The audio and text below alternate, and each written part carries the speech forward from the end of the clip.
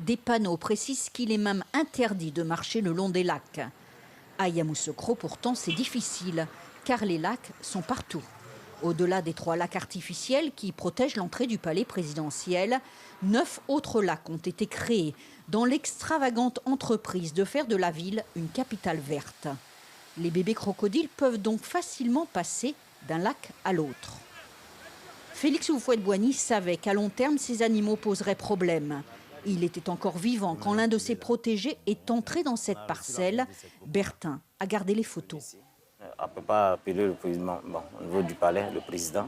Il a dit que j'ai reçu la visite de 2 crocos chez moi, que je les ai tués. Le président n'était pas content, mais bon. Bertin nous montre que l'animal était arrivé par le caniveau qui déborde en saison des pluies. Oui, tout le lac se communique et le caniveau se communique. Même le petit qui est tombé, qui a été le petit Sénégalais, c'est par le caniveau qu'il est tombé dans le lac et ils l'ont bouffé. Le petit Sénégalais, c'était l'unique fils du vieux Diop. Le drame date d'il y a 5 ans.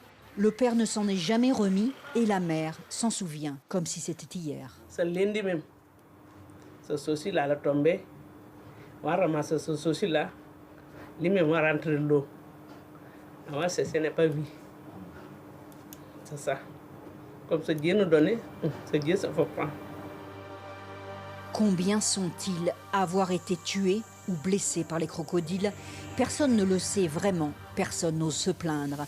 Mais quand la nuit tombe sur Yamoussoukro, les crocodiles sont souvent de sortie. Comment il a arrêté là-bas? Ces images nous ont été fournies par les sapeurs-pompiers qui parfois interviennent plusieurs fois par mois. Envoie pression. Pression. Ici, viens l'eau là. Voilà. Allez!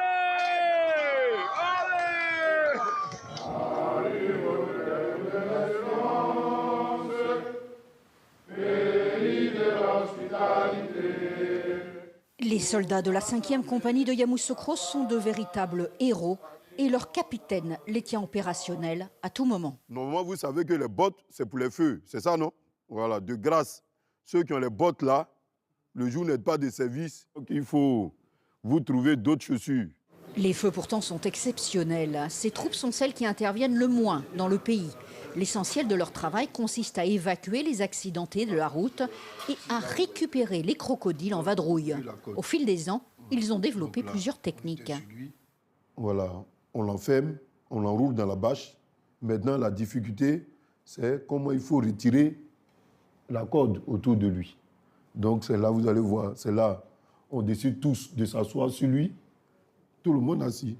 Mais ces interventions sont dangereuses. Les responsables ont adressé en octobre une lettre au gouverneur lui demandant de prendre des mesures concrètes pour protéger les populations. Donc il faut mettre des grilles non oxydables sur tous les trous qui relient les lacs de l'extérieur par des caniveaux. Il y aurait 300 000 crocodiles à Yamoussoukro.